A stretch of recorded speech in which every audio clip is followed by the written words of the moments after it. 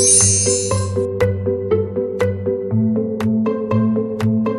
Jungle.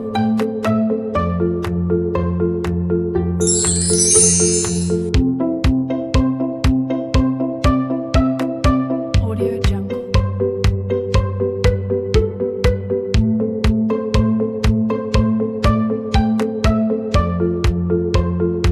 Audio Jungle. हा चला बघा व्हॉट क्वेश्चन नंबर 4 झालाय तुमचा. Describe what is mean by significant figure and order of magnitude. मी त्या दिवशी तुम्हाला डेफिनेशन सांगितल्या होत्या, नसेल माहित तर ह्या इथे आहे. Order of magnitude page number 12 वर, आणि इकडे सिग्निफिकंट फिगरची डेफिनेशन आहे पेज नंबर 11 वर, तर ती लिहून टाका डेफिनेशन. आणि 6 नंबरचा क्वेश्चन आपण जेव्हा आपण डायमेन्शनल फॉर्म्युला काढला होता, युजेस ऑफ डायमेन्शनल अनालिसिसचे घेतले होते, त्याच्यात आपण कायनेटिक एनर्जीचा फॉर्म्युला घेतला होता, तो आपण डिराईव्ह केलेला आहे. त्याच्यामुळे हे पण प्रॉब्लेम झालाय. क्वेश्चन 3 मधलं क्वेश्चन 1 नाही आहे तुम्हाला, क्वेश्चन 2 नाही आहे, क्वेश्चन 3 आपण सॉल्व्ह केलेला आहे. देन क्वेश्चन 4 वर या मग आता. A large ball 2 metre in radius, एक बॉल आहे जो 2 मीटर त्याची रेडियस आहे, is made up of rope square cross sectional area. Cross sectional area कोणता असतो? हा जसा याचा हा जो पार्ट आहे याला म्हणतात क्रॉस सेक्शनल एरिया, हा जो सर्क्युलर पार्ट आहे. पण याचा जो क्रॉस सेक्शनल एरिया आहे तो कसा आहे? सर्कल आहे. तुम्ही जो रोप घेताय त्याचा हा जो क्रॉस सेक्शनल एरिया आहे, हा जो क्रॉस सेक्शनल एरिया आहे, हा क्रॉस सेक्शनल एरिया कोणत्या शेपचा आहे? स्क्वेअर शेपचा आहे. ठीक आहे, कोणत्या शेपचा आहे? तो आहे स्क्वेअर शेपचा. आणि त्यांनी तुम्हाला जो बॉल घेतलेला आहे तो त्या बॉलची रेडियस दिलेली आहे.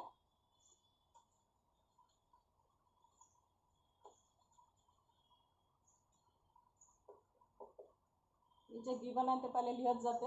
Ball, a large ball of radius 2 meter in radius is made up of rope of square cross section with edge length 4 millimeter. त्याची जी साइड आहे त्या क्रॉस सेक्शनची जी साइड आहे त्याची लेंथ म्हणजे साइड ऑफ अ स्क्वेअर म्हटलं तरी चालेल, ती कितीची दिलेली आहे? 4 मिलीमीटर मध्ये दिलेली आहे. तर पहिले मिलीमीटरचे मीटर करा, किती होतील? 10⁻³ करेक्ट, 10⁻³ मीटर. मिलीमीटरचे मीटर म्हणजे डिवाइड बाय 1000 मीन्स 10⁻³ वरती गेले तर -3, म्हणून मल्टिप्लाइड बाय किती होईल? 10⁻³ मीटर. 4 डिवायडेड बाय 1000 चा अर्थ होतो 10⁻³ वरती गेल्यावर तो आपण लिहितो -3. ठीक आहे, तर that is 4 millimetre. Neglect the air gap in the ball. What is the total length of the rope to the nearest order of magnitude. तुम्हाला nearest order of magnitude find out करायची आहे आणि ती पहिले त्याची लेंथ फाइंड आउट करायची आहे. तर टोटल लेंथ ऑफ द रोप काढायची आहे तुम्हाला. म्हणजे सरळ सरळ पा, हा सपोज एक रोप आहे, याला मी गोल केला तर याचा एक बॉल बनला. या रोपचा ज्याची साइड क्रॉस सेक्शनल एरिया कसा आहे त्याचा स्क्वेअर शेपचा आहे, आणि त्याला मी सगळं असं गोल गोल गोल गोल केलं तर एक बॉल बनला. त्या बॉलची रेडियस कितीची बनली? 2 मीटरची. तर मी असं म्हणू शकते ना की तो जो बॉलचा जो व्हॉल्यूम आहे त्या रोपच्या व्हॉल्यूम एवढा झाला, होईल ना? समजते?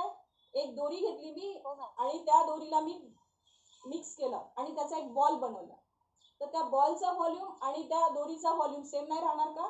की चेंज राहील? पाण्याचा बर्फ गेला आणि बर्फाचं पाणी गेलं, व्हॉल्यूम काय राहील? सेम. मग तीच दोरी आहे, दोरी तर काही चेंज नाही झाली आहे. त्याच दोरीला मी सर्क्युलर करून टाकलं तर त्याचा बॉल बनला, आणि त्याला ओपन केला तर तेवढाच ती दोरी झाली. तर सेम झाला ना, दोघांचा व्हॉल्यूम कसा झाला? सेम झाला. म्हणजे मी असं म्हणू शकते की व्हॉल्यूम ऑफ बॉल कोणा एवढा असेल? तर व्हॉल्यूम ऑफ रोप एवढा. व्हॉल्यूम ऑफ रोप, बॉलचा व्हॉल्यूम म्हणजे काही बॉल आहे, बॉलचा शेप कोणता आहे? स्फेरिकल शेप आहे. Volume of a sphere is किती असतो स्फिअरचा volume? 4/3 πr³. Correct, 4/3 πr³. 4/3 πr³. Okay. आणि इथे व्हॉल्यूम ऑफ रोप माहिती नाहीये आपल्याला, व्हॉल्यूम ऑफ रोप माहित नाहीये, पण एक जनरल फॉर्म्युला आहे, volume is equals to area multiplied by length. General formula काय? व्हॉल्यूमचा area multiplied by length. Area L square metre square मध्ये मेजर करतो, लेंथ मीटर मध्ये मेजर करतो, मीटर स्क्वेअर आहे तर मग 1 क्यूब घेतो ना, असा कन्सेप्ट येतो. ज्यांचा माईक ऑन आहे त्यांनी ऑफ करा तो माईक, बाकीच्यांना डिस्टर्ब होते. तर व्हॉल्यूम ऑफ रोप म्हणजे तुम्ही एक जनरल घेऊ शकता, दॅट इज एरिया ऑफ रोप, म्हणजे या रोपच्या या क्रॉस सेक्शनल एरियाचा एरिया काढेल मी, मल्टिप्लाइड बाय लेंथ घेतली तर मला काय मिळून जाईल, व्हॉल्यूम ऑफ रोप. तर area of rope multiplied by length of rope, तर मला काय मिळून जाईल, त्याचा व्हॉल्यूम. ओके, मला काय फाइंड करायची आहे, तर ही लेंथ ऑफ रोप फाइंड करायची आहे. आणि एरिया ऑफ क्रॉस सेक्शनल, रोपचा क्रॉस सेक्शनल एरिया, आणि तो कोणत्या शेपचा आहे, स्क्वेअर शेपचा आहे तो. तर एरिया ऑफ स्क्वेअर काय असतो, पाय काय घेतलाय, काय पाय 3.14. घ्यायचंच आहे अजून पायची व्हॅल्यू, नाही, 3.14 काय केलं? पायची value.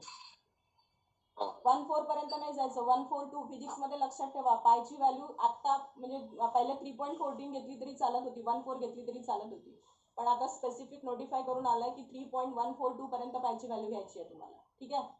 Area of cross section of a rope, आणि हा कोणत्या शेपचा आहे, स्क्वेअर शेपचा आहे.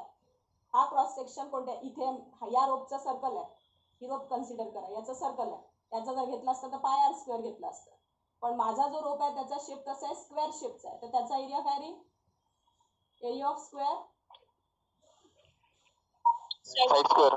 साइड स्क्वेअर, म्हणजे हा काय जाईल, side square multiplied by length of rope. ठीक आहे, मला ही रोपची लेंथ फाइंड आउट करायची आहे, हा याच्या अपॉनला चालला जाईल, तर एक्सप्रेशन काय बनेल, that is length of rope is equals to 4/3 pi r cube upon side square. Value टाकायच्या, 4/3 इंटू पायची value 3.142 into r cube, that is 2 cube upon side square 4 into 10 raised to the power minus 3 चा square, that is 4 into 3.142 into याचा cube केला तर 8 होतो, upon हा 3 इथेच येतो, 4 चा स्क्वेअर केला तर 16 येतो, इंटू हे -3 into 2 that is 10 raised to the power -6, हे 4 4 जा and 4 2 जा, that is 3.142 multiplied by 2 divided by 3, आणि हा 10 raised to the power -6 वरती गेला तर 10 raised to the power +6. Power सगळे सॉल्व करून न्यूमरेटर मध्ये घेऊन यायचे, सगळे पॉवर वरचे खालचे सगळे पॉवर सॉल्व करायचे आणि न्यूमरेटर मध्ये घेऊन यायचे, म्हणजे ते किती, -6 आहे, वरती गेला तर +6 होतो. हे करा, याचं कॅल्क्युलेशन किती आहे ते सांगा मला.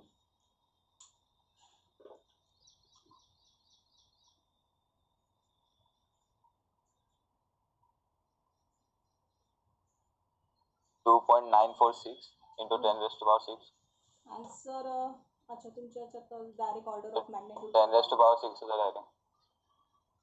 किती येते आहे, 2.946 946 into 10 raised to the power 6 metre. बघा रे, सगळ्यांचं एवढं येत आहे का, 2095 येते, 2.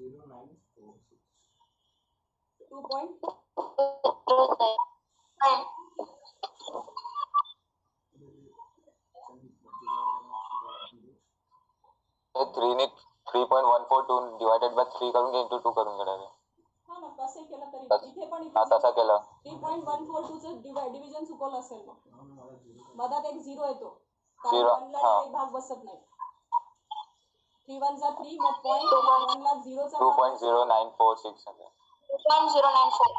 हा 2.094 into 10 raised to the power 6 metre, ही झाली तुमची लेंथ. आता याला नियरेस्ट ऑर्डर ऑफ मॅग्नेट्यूड मध्ये कन्वर्ट करायचं आहे, म्हणजे कोणत्या, आपला तो कालचा फॉर्म्युला, नंबर 0.5 पेक्षा ग्रेटर आणि 5 पेक्षा लेस या कम्पेअर मध्ये आणायचं आपल्याला. किती येईल, काय करू, देत होते ना, शिफ्ट किती करू, नका करू. की जे आहे ते बरोबर आहे, बरोबर आहे ना, बरोबर आहे. गरज आहे का, ही व्हॅल्यू जर मी इथे टाकली 2, याला तर काही अर्थ नाहीये, 2 जरी घेतला आपण इथे 0.9 म्हणजे 1 कन्सिडर करता येते, मी इथे जर 2 पुटअप केला तर 0.5 पेक्षा ग्रेटर होतो आणि 5 पेक्षा कसा होतो, लेस होतो, म्हणजे मला इथे पॉईंट शिफ्ट करायची गरज नाही. तर मग याची ऑर्डर ऑफ मॅग्नेट्यूड किती झाली, 6. पॉवर जर six. तो काय असतो order of significant figure is 4 but order of magnitude हे जे पॉवर असतात त्याला आपण ऑर्डर ऑफ मॅग्नेट्यूड म्हणतो. याची ऑर्डर ऑफ मॅग्नेट्यूड किती झाली 6. सिग्निफिकंट फिगर जर विचारली असती तर ती किती झाली असती 4. ओके 4. हा बघा स्क्रीनशॉट घ्यायचा असेल तर घेऊन घ्या.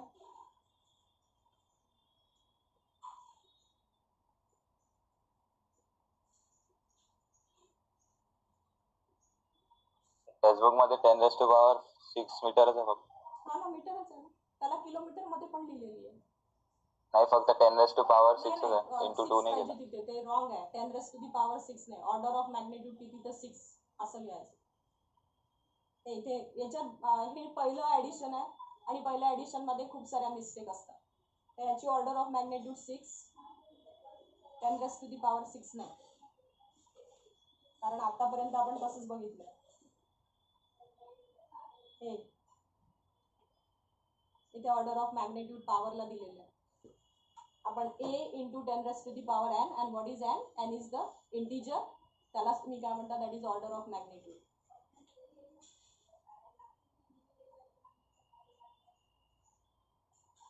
झालंय.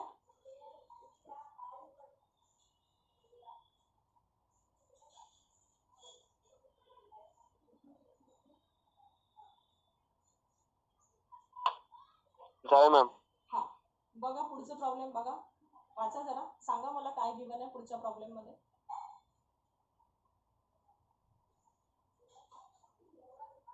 हे प्रॉब्लेम तर आजचे नवीन आलेले पोरं पण, कारण हे जनरल प्रॉब्लेम आहे, याच्यात काही नाहीये, फक्त हा कन्सेप्ट तुमच्यासाठी नवीन आहे ऑर्डर ऑफ मॅग्नेट्यूडचा. पण हे तुम्ही तुमच्या मॅथमॅटिक्स मध्ये आरामात करता अशा गोष्टी, त्याच्यामुळे हे समजेल तुम्हाला जे नवीन आलेले असतील त्यांना पण. हा कन्सेप्ट तुमच्यासाठी नवीन आहे ऑर्डर ऑफ मॅग्नेट्यूड, आणि काल जर प्रेझेंट असेल तर त्यांच्या ते लक्षात आलं असेल की कसं करतात ऑर्डर ऑफ मॅग्नेट्यूड. चला नेक्स्ट प्रॉब्लेम वर या. नेक्स्ट प्रॉब्लेम काय आहे तुमचं.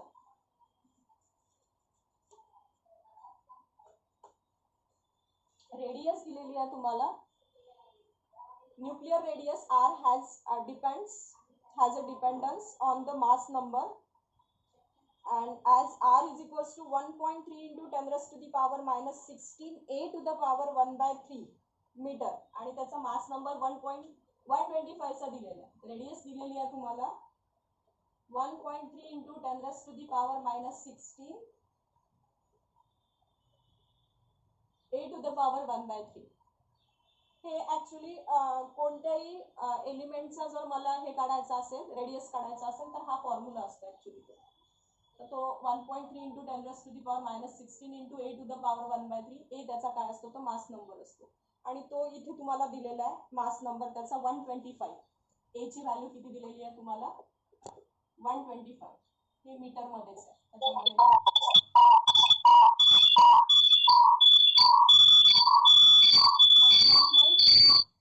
माईक ऑफ करा.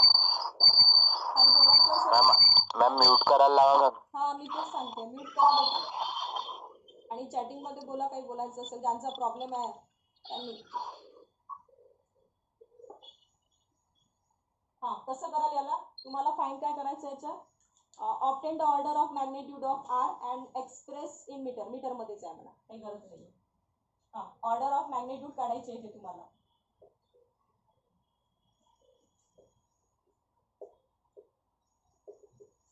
कसं कराल, हे ए ची व्हॅल्यू इथे पुट अप करून करता येईल. r is equals to 1.3 into 10⁻⁻16 into a ची व्हॅल्यू आहे 125 to the power 1/3. that is 1.3 into 10⁻⁻16 into 125. पॉवरच्या फॉर्म मध्ये रिप्रेझेंट करायचं असेल तर कसं लिहा, 125 ला पॉवरच्या फॉर्म मध्ये रिप्रेझेंट करायचं आहे 5 क्यूब. करेक्ट. 5 चा क्यूब किती होतो 125. याला 5 क्यूब टू द पॉवर 1/3. याचं मल्टिप्लिकेशन होते तर हा 3 गेट कॅन्सल होतो. That is 1/3 into 10⁻⁻16 into 5. That is 6.5 into 10⁻⁻16. चला आपल्या या फॉर्म्युल्यावर या. आपल्याला ऑर्डर ऑफ मॅग्नेट्यूड काढायची आहे. काय करू, 0.6. हा एक डेसिमल 0.6. करावं लागेल कारण मी इथे 6.5 जर ठेवला तर हा तो फॉलो होतो पण हा रूल फॉलो होत नाही. मला 5 पेक्षा हा नंबर कसा पाहिजे लेस पाहिजे तर म्हणून मी याला एक डेसिमल समोर शिफ्ट करेल तर तो काय होईल 0.65. एक डेसिमल पुढे 0.65. शिफ्ट केला तर 10 चा पॉवर 1 आणि हा 10 चा power -16 as it is. Decimal नवीन आलेल्या मुलांनी लक्षात ठेवा डेसिमल पॉईंट समोर शिफ्ट केला तर पॉवर प्लस मध्ये चढतात. जितक्या डेसिमल पुढे शिफ्ट केला मी जर इकडे 2 डेसिमल पुढे शिफ्ट केला असता तर 10 चा पॉवर 2. 3 डेसिमल शिफ्ट केला असता तर 10 चा पॉवर 3. पुढे मागे शिफ्ट केला तर मायनस जातो. म्हणजे मी इथून जर एक डेसिमल मागे गेली असती तर 10 चा पॉवर -1 झाला असता. मागे जाताना पॉवर मायनस आणि पुढे शिफ्ट करताना पॉवर प्लस हे लक्षात ठेवा. आणि ऑर्डर ऑफ मॅग्नेट्यूड साठी हा एक फॉर्म्युला आहे ऑर्डर ऑफ मॅग्नेट्यूड काढायसाठी की हा जो काही तुमचा नंबर असेल तो नंबर तुम्हाला 0.5 पेक्षा ग्रेटर ठेवायचा असतो, ग्रेटर किंवा इक्वल ठेवायचा असतो आणि 5 पेक्षा कसा ठेवायचा असतो लेस.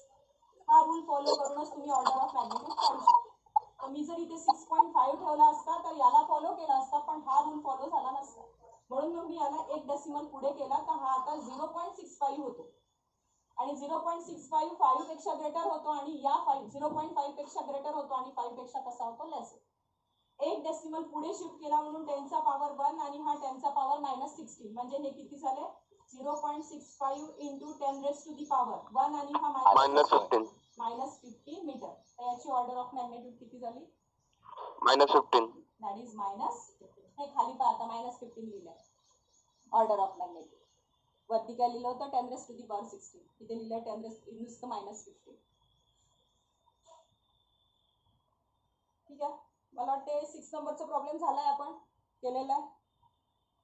7 नंबरचा नाही आहे तुमच्या सिलेबसला यावर्षी. 8 नंबरचे केलं आपण ओम्स याच्यात आपण percentage error absolute error relative error या सगळे कन्सेप्ट केलेले आहेत. अच्छा हा केला आहे का 10 नंबरचा 9 नंबरचा 9 नंबरचा 5 केला. नंबर झाला.